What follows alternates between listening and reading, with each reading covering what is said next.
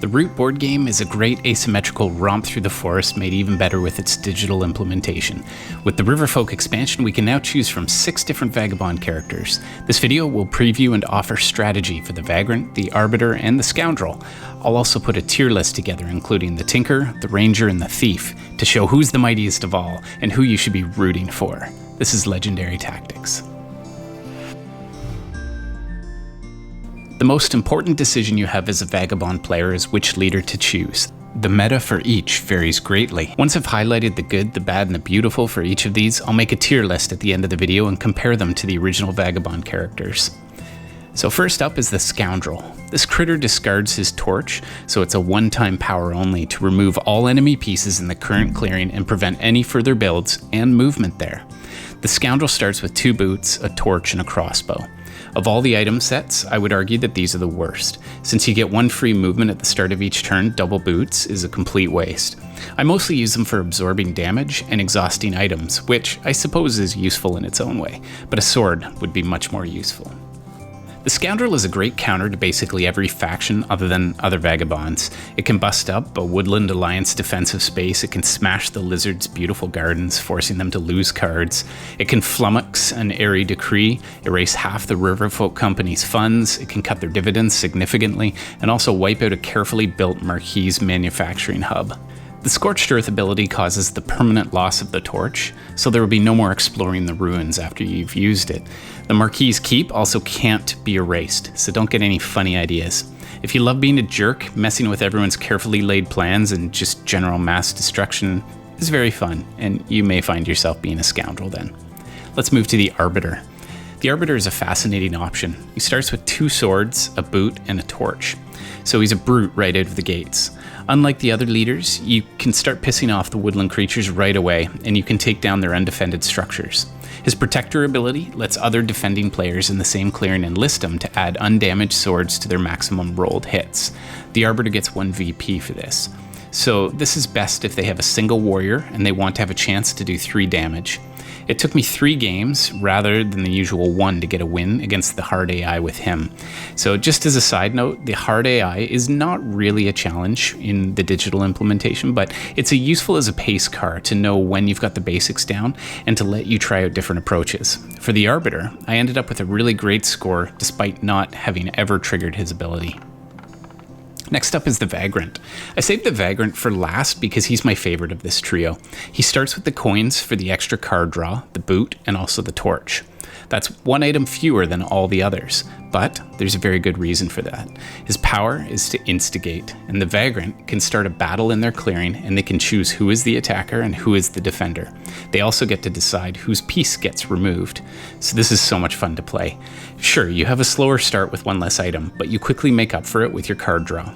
So long as you get a hammer and start crafting, this leader is amazing. This character can trigger a battle between 2 other factions, and with a lucky roll, you could actually take out 6 warriors in a single shot. So this is a great way to trigger ambush cards as well, and not against yourself. Once the clearing has been softened, then you can go in and clean up the scraps and get points for the buildings. He's fantastic. So let's get into the tier list. These are the 3 new digital characters that I've gone over already, but let's get into how they do against the original trio with my tier list now. And by the way, if this video is helpful to you, please take a moment to like and subscribe. That really helps our channel out a lot. Overall, the Vagabond is often said to be the strongest faction in the game. Some would argue the Riverfolk, but their game is often intrinsically linked with what their opponents do. On balance then, this tier list will rank the Vagabond leaders relative to the other factions in the digital game, and also relative to each other. And spoiler, there are no F-tier Vagabond characters. I'll offer my rationale since these are my personal rankings, and please let me know in the comments if you would rank them differently. So tier list. Number 1, this is the S tier. And of course the S tier represents a character who's almost broken that they're so powerful, and I think there's only 1 leader that falls into this category. That's the Tinker.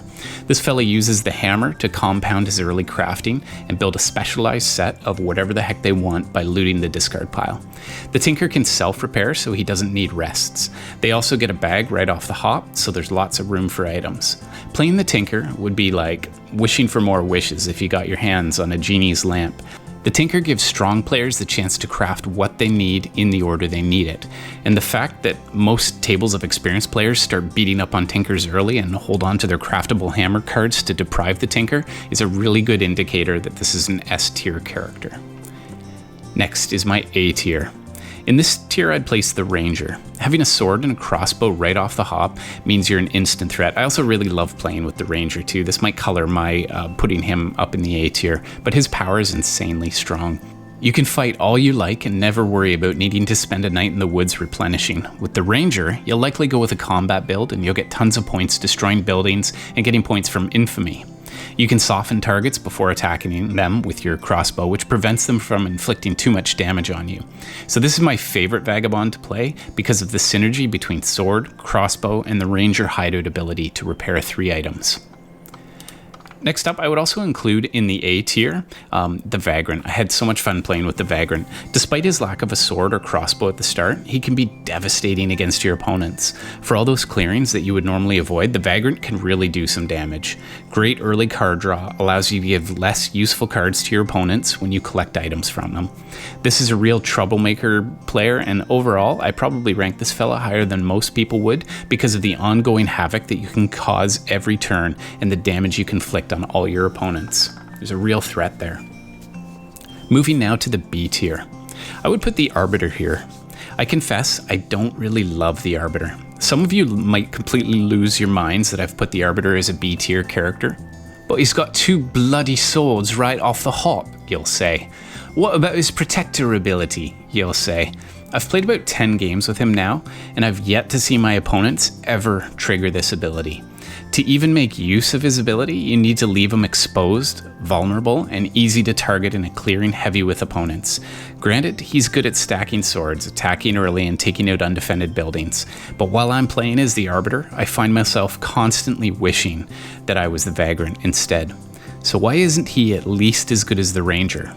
Well, when you think about these characters, you need to consider the synergy between their ability and their starting items. You won't get picked on early, and you'll likely do a lot of fighting. But that means you'll take damage, and how do you repair that damage?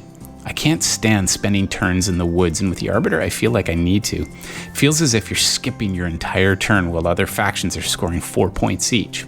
Other players don't often get the chance to activate your ability because when you're in a clearing, there's usually no one left to battle after you're done there.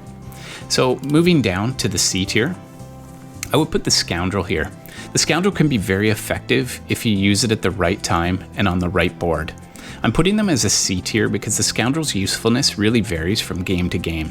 It's a one-shot, winner-takes-all ability that's likely going to go down in the late game when blocking mobility doesn't really matter that much. It's easy enough to just go around it. Sure, wiping out a whole clearing is a blast, but ultimately, players will tend to avoid grouping their units together in buildings too much if this character is in play. And you also lose the torch after you're done with it, so C tier for me for sure. I would also put, lastly, the Thief as a C tier character. I think they're very balanced, and I think a lot of people would rank them higher than I do. But stealing 1 card per turn is a really slow burn, and it's also very random, and it also pisses the players off that you're playing against. So getting a coin stack is almost as good as this ability. Starting with a sword and a teapot are perhaps the best features of this character. I mean, that teapot, you really need that to do well. There's nothing worse than having a game where you can't get your second teapot, which is fairly critical to being able to have a late game surge. But overall, I find the Thief to be fairly middling. So if you spread out your card stealing across 4 different players, you really don't hold back any particular player. And you could steal from the same character over and over, but again, it feels like your effort is really limited and wasted. Compare that with the Vagrant, who will take out an average of, say, 2 to 3 warriors per battle that they instigate. There's really no contest there. So there you have it. That's my tier list. Enjoy playing the Vagabond, and let me know what your tier list would look like in the comments, and also if you have any other strategies for any of these leaders. Cheers, and thanks for your time.